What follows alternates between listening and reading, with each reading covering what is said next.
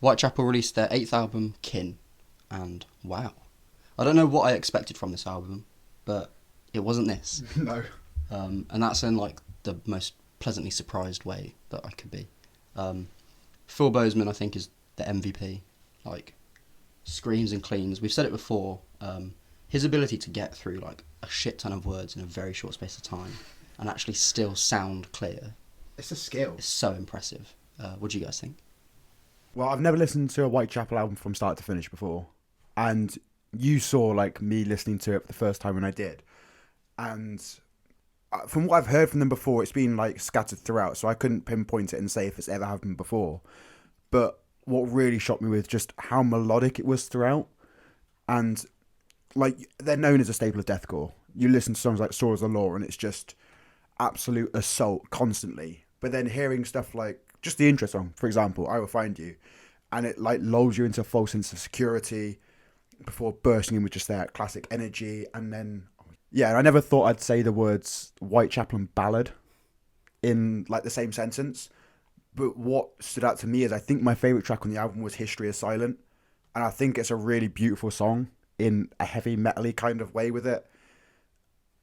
I just fell in love with this track, and it's been one in particular I've just gone back and listened to. And I think that is the key point for me, is melodically, it surprised the hell out of me, and I bloody love it.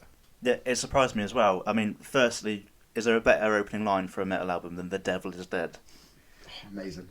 Like James said, most people associate Whitechapel with being really fucking heavy. That's still apparent on this album in songs like Blood-Soaked Symphony, which is just chuggy and badass. But there's atmosphere and emotion created by songs, by like lighter songs, that make this album stand out more, I think. The intros to pretty much every song are clearly thought out and create a big atmosphere or build tension. The song Anti-Cure is a really good example for this. And like Alex said, the screams are so clear and coherent enough that you can make out every word that's said, and they duel brilliantly with the clean vocals as well. The contrast between them is being used really well to portray like the change of mood within a song. It's utilised most effectively on History is Silent, which is one of my favourite songs on the album. I wasn't expecting to enjoy it as much as I did, and I've revisited it again and again since doing the review as well. Exactly the same. And like you said about the intros, the ones that made us, I think, is phenomenal. Like the tom work in particular is great. The siren effect. I think they're just incorporating just more variety into it. And again, like we said, 8 albums in, this to me, and I'll stress again that I haven't had a lot of exposure to them, still feels a bit like a reinvention slightly. And almost like, again, making the point that we're still here. We've got this amazing catalogue behind us, and we play big festivals, we're a big band now, but they can still do something new and still capture a new audience. And I think that is what they've done with us in particular here. I think also as well, like, so many other deathcore bands will just trudge out the same shit over and over again.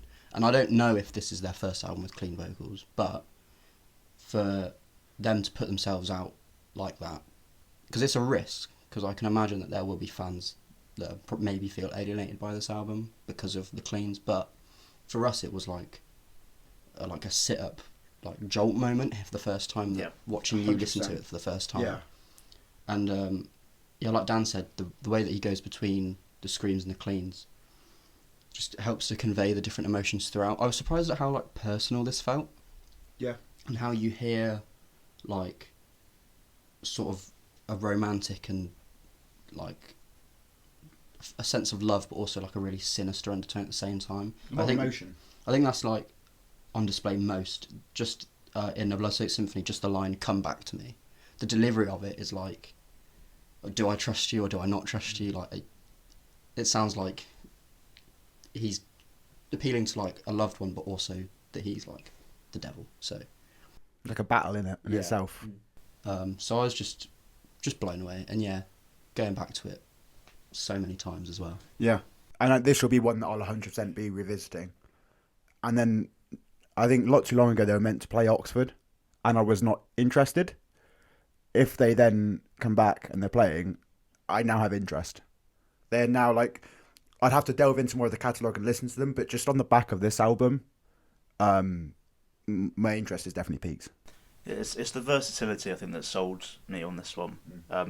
Because, like I said, you kind of perceive Whitechapel as just being a heavy metal band, whereas this has kind of So much shown more. that they're capable of so many different things and creating like an atmosphere, and I loved it.